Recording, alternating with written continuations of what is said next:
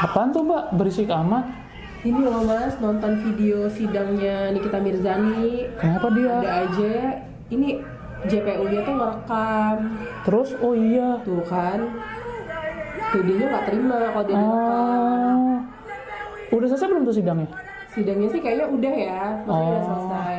Iya, Jadi iya, mau iya. lagi dipasangin rompi. Oh, iya, iya, iya. Yang Kok bisa sih? sampai teriak-teriak juga. Iya. Set. Nih Mas, kalau misalnya kayak gitu nih, JPU itu kan berarti aparat penegak hukum kan. Betul. Nah, sebetulnya kan Nick nih ya kayak kita tahu kan dia lagi jadi terdakwa kasus pemerasan, dugaan pemerasan dan TPPU juga kan. Iya. Di sidangnya ini kan sempat ricuh. Terus juga banyak yang apa ya, jadi sorotan netizen lah. Nah, sebenarnya kalau misalnya etika dalam persidangan tuh seperti apa sih Mas? Etika. Kita ngomongin etika dalam persidangan tuh biasanya tidak boleh gaduh, tidak boleh membawa senjata api, senjata tajam, tidak boleh membawa anak kecil. Itu etika di dalam persidangan. Tapi kalau misalkan kita ngomongin profesi penegak hukum kan ada banyak. Salah satunya adalah jaksa penuntut umum, jaksa atau enggak secara umumnya atau secara khususnya jaksa penuntut umum. Nah, basicnya seorang jaksa penuntut umum itu harus menjaga etika tuh ada beberapa. Satu, etika dalam kelembagaan. Dia iya, etika dalam kelembagaan itu berarti dia harus menjaga nama baik institusinya. Dia tuh sedang memakai seragam institusi Kejaksaan Agung atau kejaksaan tempat dia bekerja. Kalau dia di Kejaksaan Negeri institusinya. Tapi secara general di Kejaksaan Agung. Nah, dia tuh harus menjaga pertama marwah institusinya, yang kedua profesionalisme terhadap dirinya atas pekerjaannya. Nah, apa itu profesionalismenya? Yaitu dia harus misalkan netral, dia hanya fokus terhadap objek hukumnya, perbuatannya, tidak boleh menyerang pribadi si terdakwa, kayak gitu. Yang kedua yaitu harus menjaga kerahasiaan baik secara personal maupun identitas, kayak gitu. Meskipun di persidangan terbuka untuk umum kan di sidang, ketika sudah di sidang sudah tidak terbuka untuk umum, itu udah private, seperti itu. Yang berikutnya etika sesama profesi penegak hukum. Penegak hukum itu kan ada kepolisian, ada kejaksaan, ada hakim dan advokat. Jadi saling menghormati institusinya masing-masing, gitu etika profesi terhadap penegak hukum, seperti itu. Iya sih Mas, karena aku pribadi juga pernah nih nonton sidang kan. Itu tuh kan kita sebelum mulai persidangan juga sampai dikasih announcement kan kalau misalnya tidak boleh melakukan rekaman, pakai flash atau bersuara. Sedangkan ini kan dilakukan sendiri oleh aparat penegak hukum gitu kan. Oke, makanya sempat jadi apa ya, banyak dikecam juga kan sama publik. Harusnya mereka memberikan contoh gitu kan. Nah, kalau ngomongin soal yang Mas tadi bilang nih, soal membuat kegaduhan di ruang sidang, kan dalam hukum tuh ada namanya istilah contempt of court ya. Nah, apakah tindakan jaksa tersebut yang merekam secara diam-diam terdakwa gitu ya, itu tuh termasuk ke dalam contempt of court? Kalau misalkan dibilang contempt of court apa enggaknya, kita harus bedah dulu apa sih contempt of court itu. Contempt of court itu adalah suatu tindakan di mana orang tersebut mengganggu jalannya persidangan, kayak gitu. Dan terus di jalan persidangan atau setelah persidangan berlangsung juga? Pada umumnya secara umum ya, hakim mengatakan contempt of court itu pada saat hakim dalam memulai persidangan, bukan pada saat setelah, kayak gitu. Makanya ketika ada hakim, semuanya harus menghormati jalannya persidangan yang dipimpin oleh hakim ketua, seperti itu. Nah, misalkan satu, dia tuh harus menghormati jalannya persidangan. Terus yang kedua, harus menghormati perintah dari persidangan. Misalkan kalau misalkan suruh diam. Terus kalau misalkan ada yang ditegur, misalkan HP-nya bunyi, ya harus segera dimatikan. Diperingatkan ya? Iya, seperti itu. Dan berikutnya kalau misalkan menghina atau merendahkan marwah persidangan ataupun hakim yang sedang memimpin jalannya sidang, seperti itu. Nah, ketika itu terpenuhi, itulah namanya contempt of court. Memenuhi beberapa unsur itu, yaitu menghina persidangan, menghina hakimnya, atau enggak menghina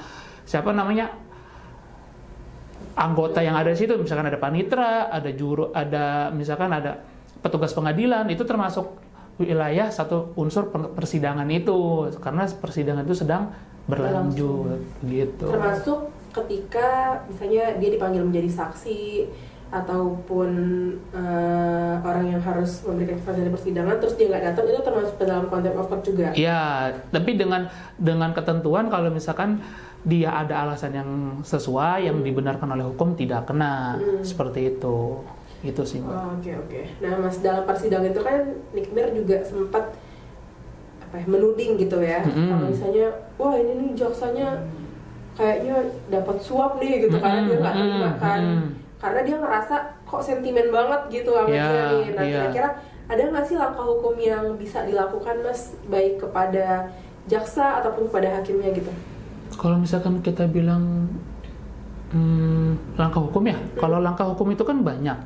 Nah, tapi basicnya kalau misalkan hukumnya ini dia kemana nih, ke etika atau ke langkah hukum ke pidananya? Kalau misalkan sentimen dari tuduhan atau dugaan dari Nick Mir ini kan lebih ke arah pidana. Kalau misalkan ke arah pidana itu laporlah ke ada namanya KPK, Komisi Pemberantasan Korupsi. Nah, itu dengan dasar apa? Dasarnya misalkan ada petunjuk atau bukti permulaan yang cukup di mana ada bukti si orang yang dituduh itu menerima gratifikasi atau enggak menerima suap dan lain sebagainya. Itu ke ranah pidana. Tapi kalau misalkan ke ranah etika ada dua kalau di kejaksaan. Yang pertama ada namanya Komisi Kejaksaan, itu dibentuk oleh peraturan presiden. Iya. Terus ada lagi yang internalnya, yaitu di bidang pengawasan jaksa, itu di Jamwas, Jaksa Agung Bidang Pengawasan, seperti itu. Jadi seseorang yang apabila jaksanya ini, seorang jaksa dikatakan melanggar etika, dilaporkan di dua tempat itu, antara Kejaksaan Agung Bidang Pengawasan atau Jamwas, dan kedua Komisi Kejaksaan. Seperti itu, dua itu. Begitupun beberapa penegak hukum yang lain ada semua. Komisi pengawasnya gitu. Berarti memang sudah ada gitu ya lembaga khusus yang menangani kalau misalnya ini nih kira-kira kayaknya APH-nya diduga melanggar etik gitu ya. Jadi mereka gitu ya yang menangani. Betul. Nah, Mas, kalau ngomongin soal pemasangan rompi nih, sebetulnya pemasangan rompi kemudian borgol ya, itu tuh apakah memang harus secara langsung dilakukan oleh JPU atau sebenarnya tuh bisa dilakukan atau didelegasikan kepada aparat lain gitu? Nah, kita lihat dulu nih, pemasangan rompi dan pemasangan borgol itu apa sih fungsinya?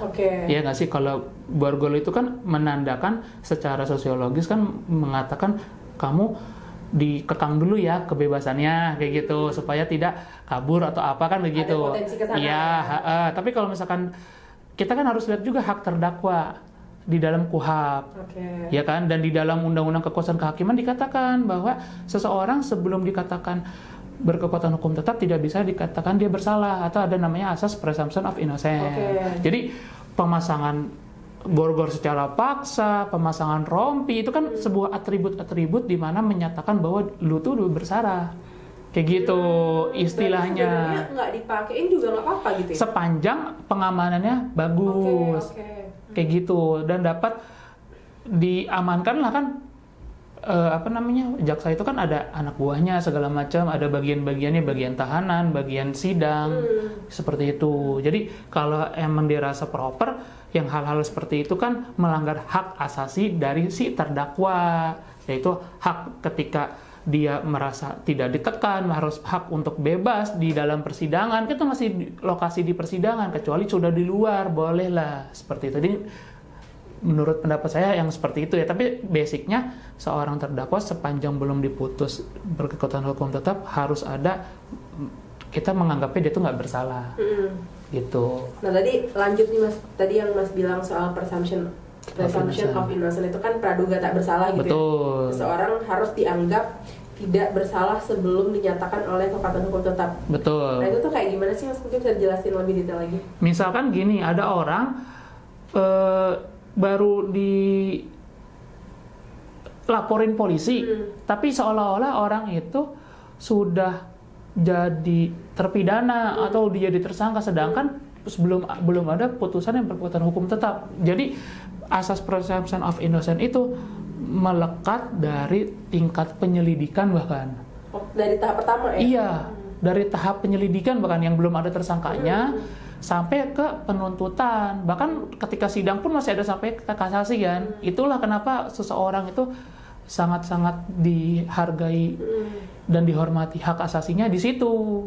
Karena tidak boleh ada kekerasan, tidak boleh ada tidak boleh ada penuduhan dan sebagainya seperti itu. Itulah fungsinya asas praduga tidak bersalah itu. Nah, kalau misalnya APH-nya sendiri sudah menunjukkan sentimen-sentimen dalam tanda kutip ketidaksukaan, apakah itu mengarah ke wah kayaknya dia udah mengabaikan asas presumption of innocence nih. Nah, kalau misalkan kayak gitu tuh seperti biasanya lebih ke personal.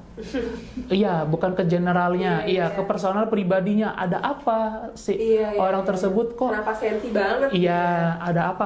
Kok senang? Apakah senang? Apakah bangga dengan melakukan hal seperti itu? Kalau misalkan hal-hal seperti itu merasa senang atau merasa bangga, ya itu mungkin kebahagiaan dirinya sendiri. Tapi orang lain belum tentu merasa bahagia, mungkin ada rasa iba, ada rasa empati, seperti pendukungnya Nikita Mirzani itu kan ada rasa iba, empati, dan simpati. Dari sudut pandang, oh mungkin dia begini nih, dia bagus, tapi dari sisi penegakan hukum, dari personal yang melakukan itu, oh aku ada suatu kebanggaan mungkin, ataukah ada suatu pencapaian bisa melakukan penegakan hukum yang sesuai prosedur bagi dirinya. Kan balik lagi sudut pandang orang berbeda-beda. Gitu. Karena nggak elok juga ya, maksudnya aparat penegak hukum yang seharusnya garda terdepan dalam menciptakan keadilan, tapi justru saya dipertontonkan, dilihat oleh orang banyak begitu kan? Ya, secara umum, secara mayoritas mungkin tidak elok, ya kan? Tapi secara personal bagi yang melakukan kita nggak tahu. Balik lagi kan?